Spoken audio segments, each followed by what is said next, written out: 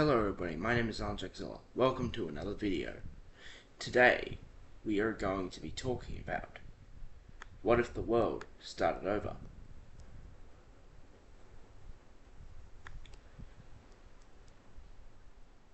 Hello everybody, my name is Alexzilla. Welcome to another video. Today we are going to be talking about what if the world started over.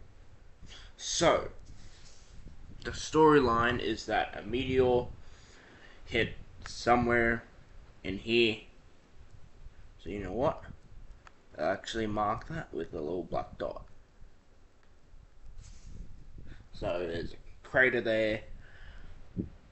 But our storyline, most people start around here. So like around this area.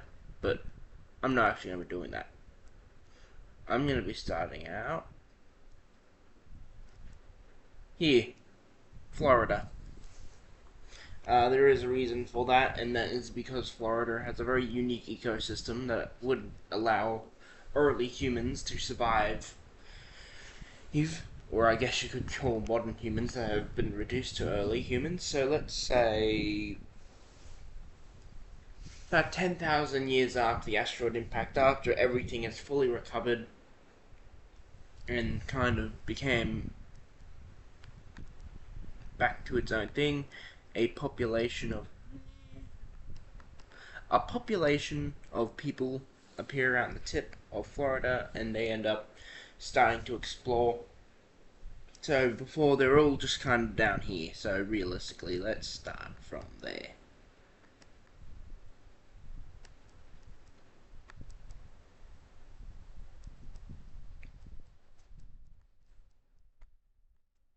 There we go. And now this white area distinguishes what is known, and so let's get it really red. So there we go. Now let's say that these are their borders.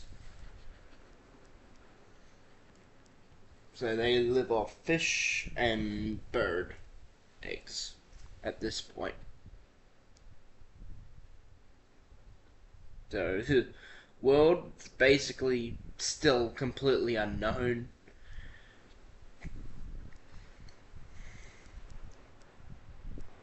So let's say that they explore up north, because we have a tendency to explore. You don't really need like much of a reason. It's not like what would be happening later where people want gold and stuff.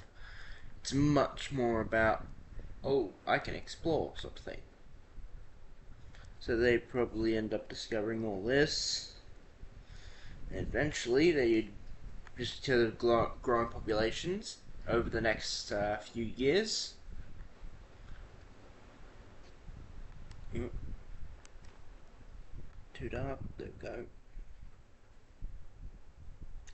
Would begin exploring the coastline. They're not really leaving the coast. They're staying very beach hugging. Like, they aren't gonna move inland too much. At this point, they probably survived multiple hurricanes because, Florida. So what would happen next would probably be that they'd start to explore the interior, because someone would think, hey, if there's fish out in the ocean and there's fish in the rivers, or if there's a big river like in the middle, or just see how far it goes inland, because to them it could be shaped like basically like a horseshoe, the world, and that they just can't see where it ends. And they're kind of get their beliefs confirmed when they also explore up here. And to them, they reach the end of the world, which to this sort of population would be the ocean. The ocean to them is the edge. To them, this is the world. And obviously, they can see the grey part, but not that they're going to be paying attention. Yes. So, yeah, this is what I was always found interesting is when people start exploring inland from these like sort of coastal things. So this would be almost like a holy city at this point. Down here, that would be a holy city, essentially.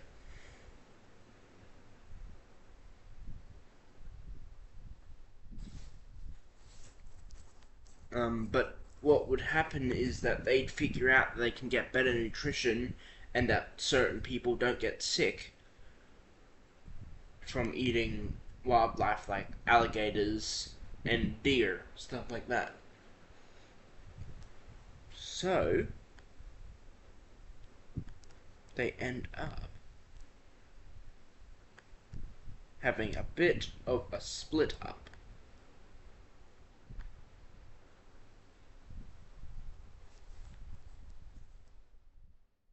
Nah, pink doesn't stand out enough. Green. So we now have two factions, the green team and the red team. Green team split off because they're more taking a hunter-gatherer lifestyle in the inland, while on the outskirts, the red team take more of a I guess you could call it city life, so villages. And you know what? For the sake of just keeping it like somewhat alright, let's take a gold dot and put it as their capitals, so like that. There we go. Now it stands out more because it needs to be more intense on the green than it does on the red, because if it's not, it'll just blend right in. And the green ones, these guys would be the ones who'd be exploring the most. This sort of exploration would be quick and would be more of a thing of let's try to find more, while the red team would just be very sluggishly pushing up the coast. As they push up the coast, they discover more land. As they do, they begin to think, hey, maybe there's more than just ocean, endless ocean and endless land. They begin to think, what if the world is actually really, really big and we're just a small part, while the green team basically just sees what's directly in front of them, which is basically just forests, plains, oceans on either side of their peninsula that they live on. But this will eventually change. Obviously, they'll eventually find this, this, and this, and like across all that eventually. But that'll take a while. That'll take centuries. So, at this point, we've reached the 100-year mark. So let's say that their rulers have died at this point, so somehow they all lived to like 130. Just ignore that. They probably actually went through a few, but let's say that not much change happened. Now there's going to be a big change. The red team begins to get a more empire-based, ideals, which is that we can't let the green team leave, because then they'll get more powerful, come back, and kill us, sort of thing. Obviously, to be honest, the green team does not care about the red team, but red team doesn't really know that. Like, and why would they? They're not telepathic. So, they take over big part of land, and this becomes a massive plot of early agriculture. Basically, someone popped a seed in the ground, like, and figured out that you could get fruit from it, or some sort of grain-based food. Because this is a post-modern world. It's just been through an apocalypse, so I'm sure that they would find wheat in places, or rice. And if they did try to supply that, or plant that, someone would have success. Someone would bury a potato and be surprised when a plant grows, and when he pulls it out, because it's like, oh, a plant in my garden that I didn't want, or, well, not in my garden, just like, oh, a plant or something. And then finding more potatoes. That is how early agriculture began, and it just happened that the red team was the ones to do that. So let's mark a farm with indigo.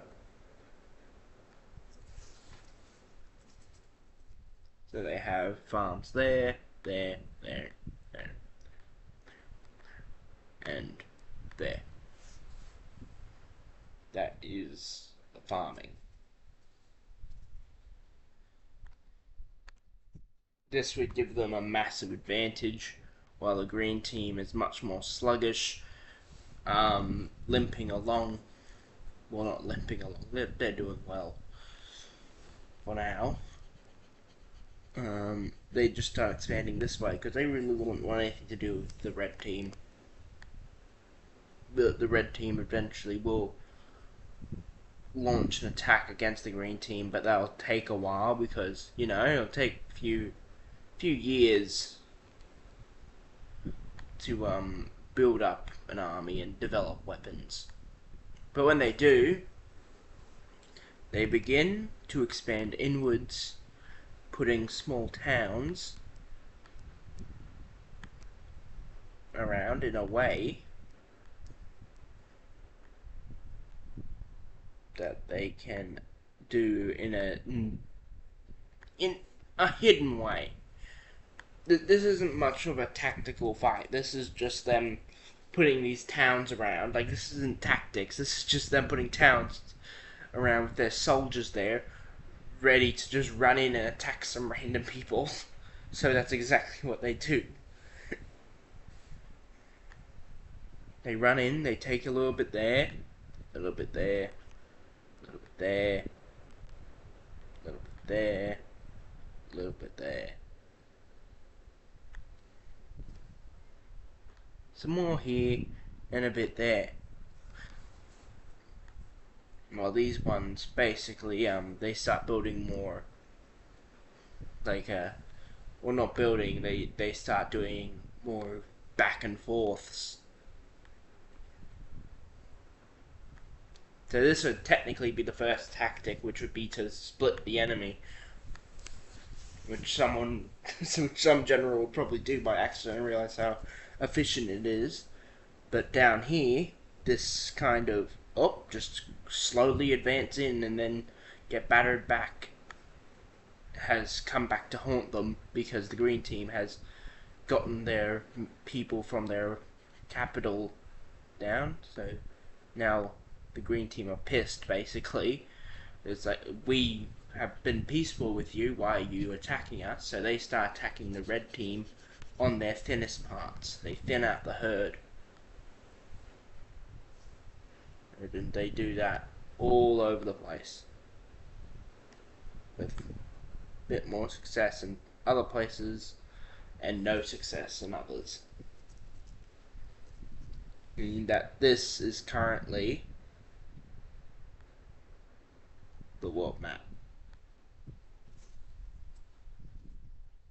Not very pretty to look at, but this part really would know what's happening, because they'd be currently like settled down for a few years, just hunting, just getting more people so that they can travel further later, because if you have a lot of people, you can carry a lot of stuff.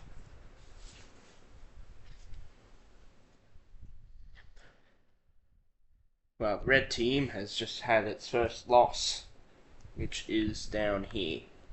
They've completely lost land, which also includes land here and here, which means that their capital is entrapped. But, the red team's not going to stand for that. They're going to go, okay, you're going to attack us back? No, we want to attack you, not the other way around, sort of thing.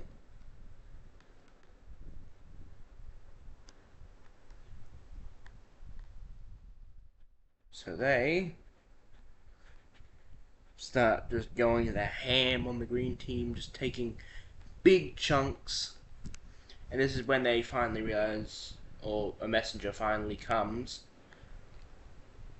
up here and tells them, hey, we're being attacked. So they're like, okay, we're coming down. So a few months later, people get attacked. They surround the capital, but then I guess you could call it the Rohirrim from down here comes up, which does keep them back for a little bit, but also these guys get flanked and absolutely demolished. But that also does mean that obviously the red team with that demolishing thing would be severely injured, so that by the time that these guys come over, they just kind of sweep through and wipe multiple areas, and they also change where their capital is, because that's just not a safe place to have your capital. They instead change it to be up here. They're really far away from the red team, and at this point the red team has gone, nah, we're not doing this anymore. Or some of them did that and they split off. They went, no, we can't waste our people. We're not gonna let our husbands die, sort of thing. So they naturally would split off. So they are no longer farms, because they are not working for the government. They are just one big farm, basically, that works for themselves. Which means that the battle up here is basically over, and green team basically absolutely hammers the red team. Well, actually, they wouldn't take here. This would almost be like a red team port. But they don't have boats, so they're really just stranded there. It'd probably eventually be absorbed by the brown team, which puts their capital right in the middle of their in their nation, which actually makes a lot more sense than where a lot of these are put. You can put a lot more fortifications between it, which at this time would just be sharpened sticks put in the ground. And then facing out towards the enemy, and the green team end up almost taking over completely, but the red team eventually gets a massive win. Wait.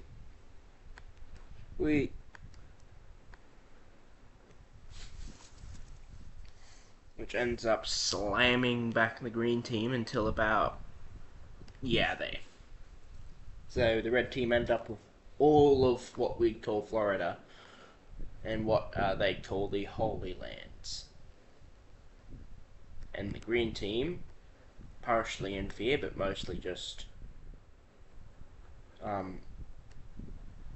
curiosity, also explore.